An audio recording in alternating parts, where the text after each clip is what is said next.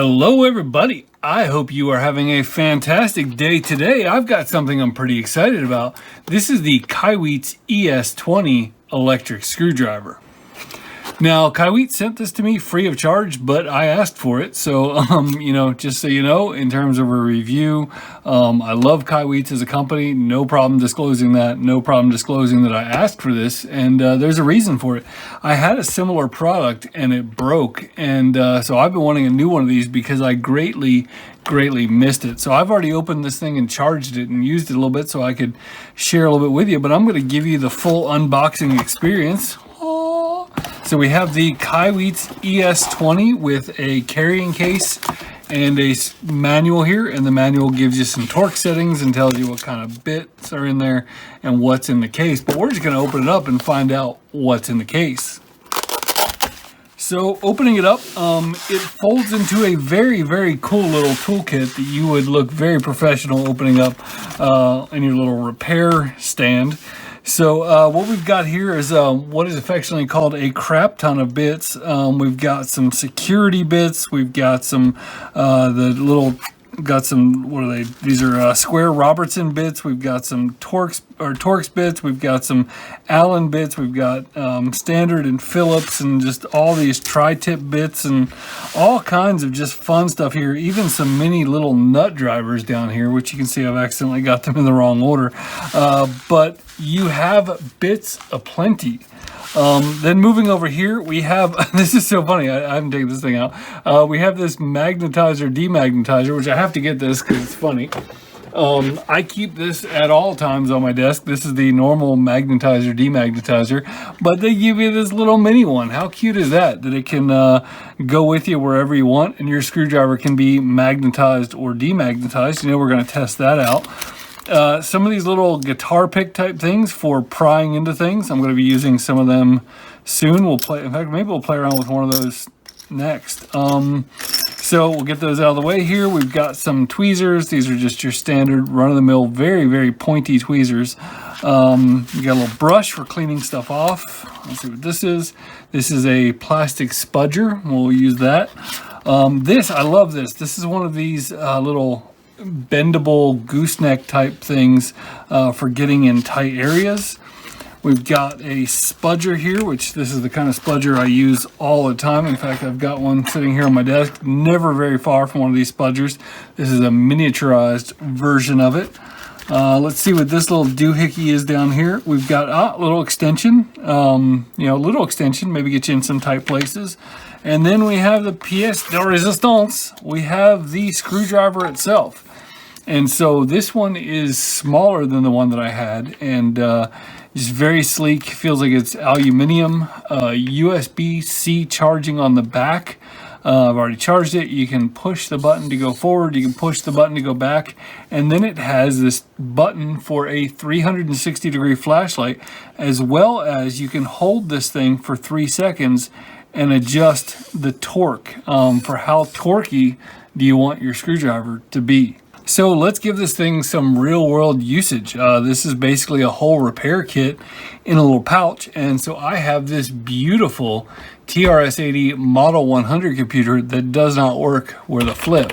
It's clean and everything, it just doesn't work. So I got to take it apart anyway, so why not do it here? The first thing is there's this little ROM cover on here that I tried to pull up on and could not get it, and I was afraid I was going to break it. So I'm going to try one of these little plastic spudgers here.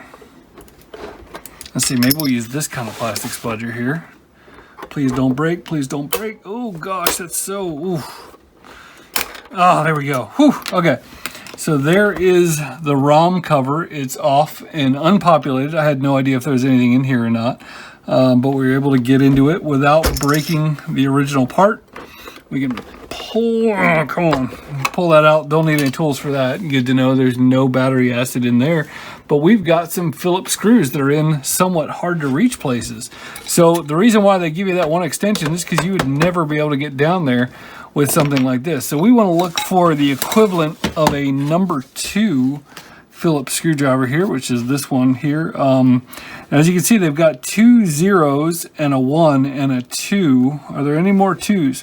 I would kind of, number 2 is what you're going to use a lot. Oh yeah, there's some extras up here. So you do have some extras. No points off for not having extra number 2s. Who does number 2 work for? So we are going to see, is that going to reach? Yeah, that's going to reach, I think. Is that the right size? Let's see here. I think it's kind of big. I think we might need a number 1. Let's get a number 1. We'll put it back in a minute. Grab a number 1. Come down here and just test it by hand. Yeah, there we go. Okay, so this thing was torqued down by me by hand, and so I'm going to see how good of a job it does backing this thing out. You ready? Here we go.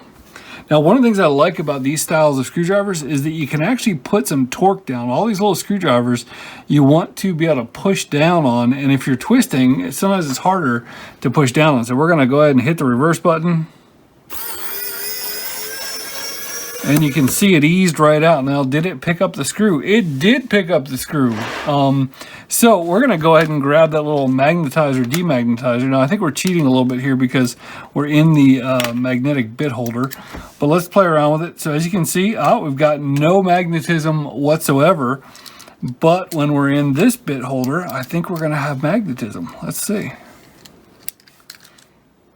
Yeah, okay, so we've got some magnetism there. But now, can we make it magnetic with just this thing? So the way different people do it different ways. I like to go in circles, and as you can see, as you can see, not crazy strong there. Well, let's try it again. Some people go in and out. I go round and round. There we go. So good enough to get you out of the hole. Now here's a question: is a full-size magnetizer more useful in this case? So we're going to go with this. No, I mean, there's nothing wrong with this little one, but I'm just kind of curious. Yeah, so that does give a better magnetism than this one. So we'll go ahead and demagnetize here. And we've got the screw stuck in. That's fantastic. Now the screw itself is probably magnetic. But yeah, you can see there. So now in here, somewhat magnetic. I would call it a 6 magnetic, good enough to get you out of a jam. And if you're done being magnetic, you can just put it through here and no more magnetism. Okay, well that's a lot of playing around with the magnet thing, but that's just something I love. Can we get in there with this? Yeah, we can get in there without the bit thing. And where's the handle? Got the next one in. Now we're not magnetic, so we're gonna go ahead and remagnetize, get the screw out of the hole. Let's open this one up again.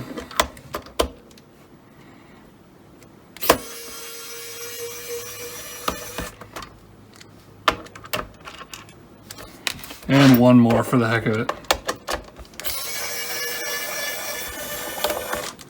And I feel like it'd be unfair to not show you all what's inside of the TRS-80 model, or TRS-80, yeah, model 100, I guess you'd call it. There's a cable in here somewhere, so yeah, it goes this way. We have officially taken apart a TRS-80 model 100 with the Kaiweets screwdriver. So taking a closer look at the screwdriver itself, I really like the way this thing feels in the hand. It's smooth, you know, it's not very heavy, seems to have plenty of power. You know, it just seems like a very, very good tool to have. And like I said, I did have one of these before, and I have to tell you a story because it's kind of a ding against this also, and I don't feel like it'd be fair for me not to say, but I was using it in the garage, and as you can see, the handle helps a little bit, but it can roll. And I would very, very, very much appreciate if something like this had a hex on it. In fact, I designed basically a 3D printed nut that slides on the end of this. And unfortunately, I had a problem with my 3D printer. I'll probably just share the file anyway. My 3D printer bit the dust, so I got to fix that. But, you know, I have the idea of actually just forcing a plastic nut on the end of this thing to stop, like a hex nut, to stop it from being able to roll off the desk, because mine tragically died. I was working on it in the garage doing a project, and I was on plastic folding table, and sure enough, it just rolled right off the edge. Maybe I might have given it a little bit of a bump when I picked up something else. I can't remember what it was, but it fell right on the switch and broke the switch. And the problem is the switch just became unreliable. And again, it's not this one, it's a different brand.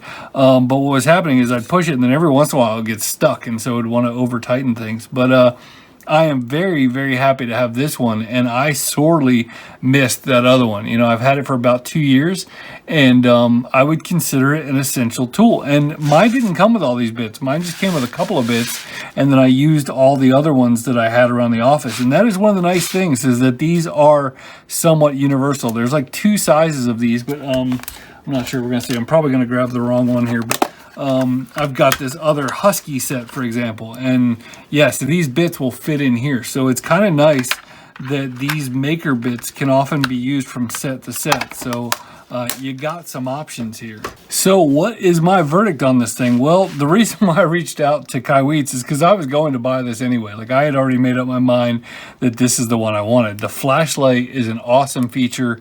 The number of bits you get is just, it's awesome. If it didn't come with anything on this right side of the case, I would still say it'd be worth a buy. I think they run around $40. I'll have the exact price up on the screen. But I absolutely love this stuff. You know, as I get older, I hate gripping stuff as much, and I just love the idea of being able to just hit a button, have it unscrew it. They don't strip. I've been using it for a week, taking all sorts of things apart, never had a single issue with it. And you know, you can get it on Amazon, so if you don't like it, you could send it back, but I don't think you're going to send it back because it's awesome. So I've got a link in the description. Using my link helps the channel. You know, I'm fine sharing my bias that I love this company, but that said, I truly believe, you know, that this is a very cool product. So yeah, I really appreciate you guys watching, and have a great day.